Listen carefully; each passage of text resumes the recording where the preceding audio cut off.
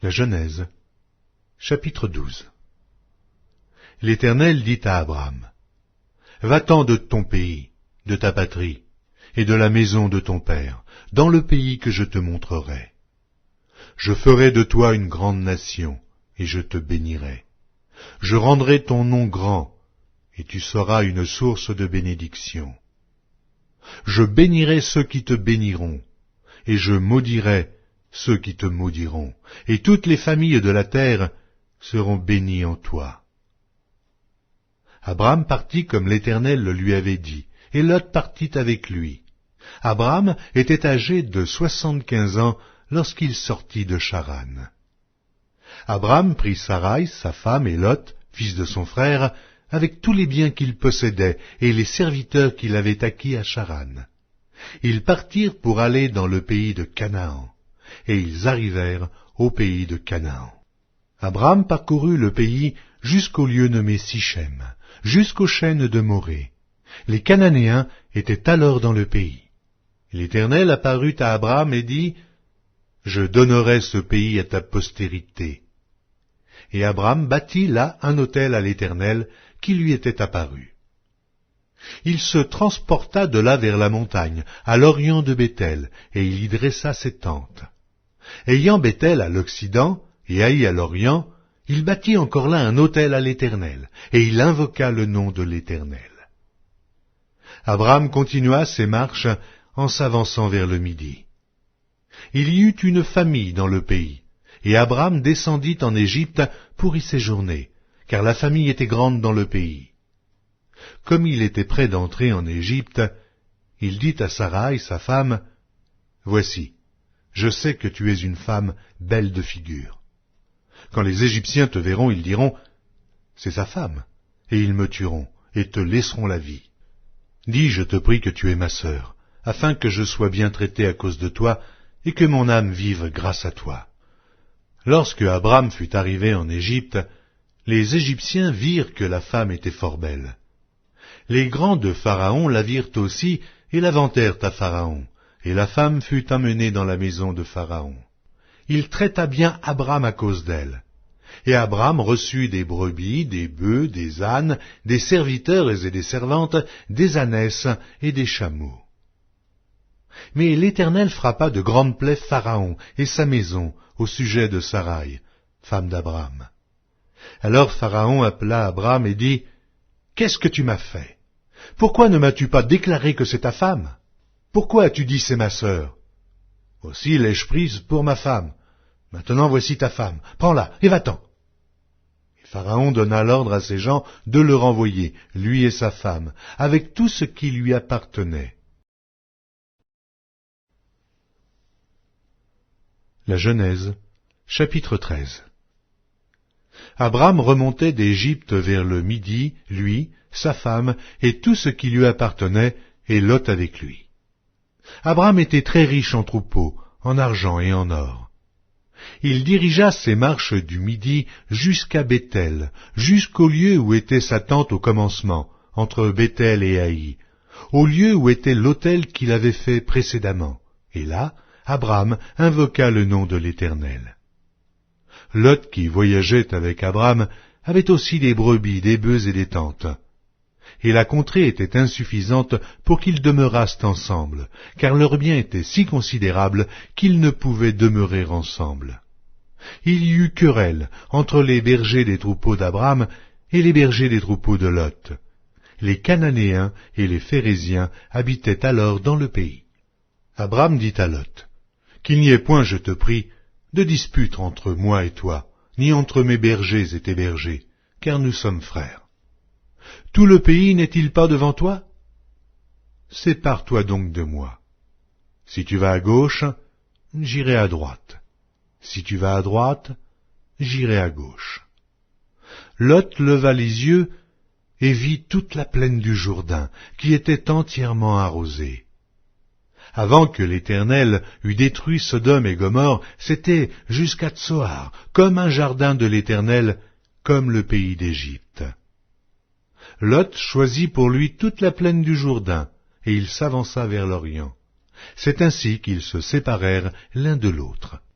Abram habita dans le pays de Canaan, et Lot habita dans les villes de la plaine, et dressa ses tentes jusqu'à Sodome. Les gens de Sodome étaient méchants, et de grands pécheurs contre l'Éternel. L'Éternel dit à Abram, après que Lot se fut séparé de lui, « Lève les yeux, et du lieu où tu es, regarde vers le nord et le midi, vers l'Orient et l'Occident. Car tout le pays que tu vois, je le donnerai à toi et à ta postérité pour toujours. Je rendrai ta postérité comme la poussière de la terre, en sorte que, si quelqu'un peut compter la poussière de la terre, ta postérité aussi sera comptée. Lève-toi, parcours le pays dans sa longueur et dans sa largeur, car je te le donnerai. » Abram leva ses tentes et vint habiter parmi les chênes de Mamré, qui sont près d'Hébron, et il bâtit là un autel à l'Éternel. La Genèse, chapitre 14. Dans le temps d'Amraphel, roi de Shinéar, d'Arjoc, roi d'Élazar, de Kerdolaomer, roi d'Élam, et de Tidéal, roi de Gojim. Il arriva qu'ils firent la guerre à Béra, roi de Sodome, à Birsha, roi de Gomorre, à Shinéad, roi d'Adma, à Shéméhéber, roi de Tseboïm, et au roi de Béla, qui est Tsoar. Ces derniers s'assemblèrent dans la vallée de Sidim, qui est la mer Salée. Pendant 12 ans, ils avaient été soumis à Kerdolaomer, et la 13e année, ils s'étaient révoltés. Mais la 14e année, Kerdolaomer et les rois qui étaient avec lui se mirent en marche, et ils bâtirent les Réphaïm à Ashteroth, Kernaïm, les Uzim à Ham, les Émim à Chavé, Kirjataïm, et les Oriens de leurs montagnes de Séhir, jusqu'aux chênes de Paran, qui est près du désert. Puis ils s'en retournèrent, vinrent à Amishpat, qui est Kadès, et bâtirent les Amélécites sur tout leur territoire, ainsi que les Amoréens établis à Hazatson Tamar. Alors s'avancèrent le roi de Sodome, le roi de Gomorre, le roi d'Adma, le roi de Tseboïm et le roi de Béla, qui est Tsoar, et ils se rangèrent en bataille contre eux dans la vallée de Sidim. Contre Kerdolaomer, roi d'Élam, Tidéal, roi de Gojim, Amraphel, roi de Shinéar, et Arjoc, roi d'Élazar, 4 rois contre 5. La vallée de Sidim était couverte de puits de bitume. Le roi de Sodome et celui de Gomorre prirent la fuite et y tombèrent. Le reste s'enfuit vers la montagne. Les vainqueurs enlevèrent toutes les richesses de Sodome et de Gomorre, et toutes leurs provisions, et ils s'en allèrent. Ils enlevèrent aussi avec ses biens Lot, fils du frère d'Abram, qui demeurait à Sodome, et ils s'en allèrent. Un fuyard vint l'annoncer à Abram, l'Hébreu. Celui-ci habitait parmi les chênes de Mamré. L'Amoréen, frère d'Eshcol et frère d'Aner, qui avait fait alliance avec Abram. Dès qu'Abram eut appris que son frère avait été fait prisonnier, il arma 318 de ses plus braves serviteurs, nés dans sa maison, et il poursuivit les rois jusqu'à Dan. Il divisa sa troupe pour les attaquer de nuit, lui et ses serviteurs. Il les battit et les poursuivit jusqu'à Shoba, qui est à la gauche de Damas. Il ramena toutes les richesses, il ramena aussi Lot, son frère, avec ses biens, ainsi que les femmes et le peuple.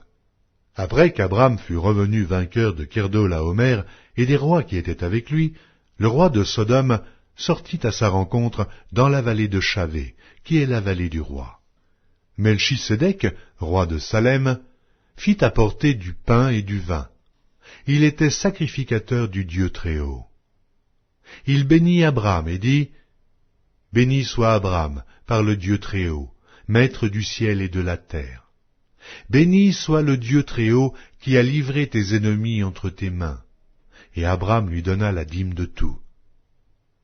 Le roi de Sodome dit à Abram, « Donne-moi les personnes et prends pour toi les richesses. » Abram répondit au roi de Sodome, « Je lève la main vers l'Éternel, le Dieu Très-Haut, maître du ciel et de la terre. Je ne prendrai rien de tout ce qui est à toi, pas même un fil, ni un cordon de soulier, afin que tu ne dises pas, j'ai enrichi Abram, rien pour moi. Seulement ce qu'ont mangé les jeunes gens, et la part des hommes qui ont marché avec moi, Aner, Eshcol et Mamré, eux, ils prendront leur part. Psaume 5, au chef des chantres, avec les flûtes, psaume de David. Prête l'oreille à mes paroles, ô Éternel, écoute mes gémissements, sois attentif à mes cris, mon roi et mon Dieu, c'est à toi que j'adresse ma prière. Éternel, le matin tu entends ma voix, le matin je me tourne vers toi et je regarde, car tu n'es point un Dieu qui prenne plaisir au mal.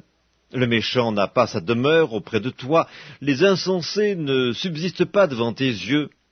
Tu hais tous ceux qui commettent l'iniquité, tu fais périr les menteurs.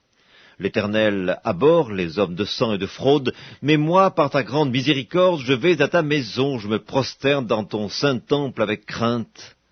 Éternel, conduis-moi dans ta justice à cause de mes ennemis, aplanis ta voie sous mes pas, car il n'y a point de sincérité dans leur bouche, leur cœur est rempli de malice, leur gosier est un sépulcre ouvert, et ils ont sur la langue des paroles flatteuses.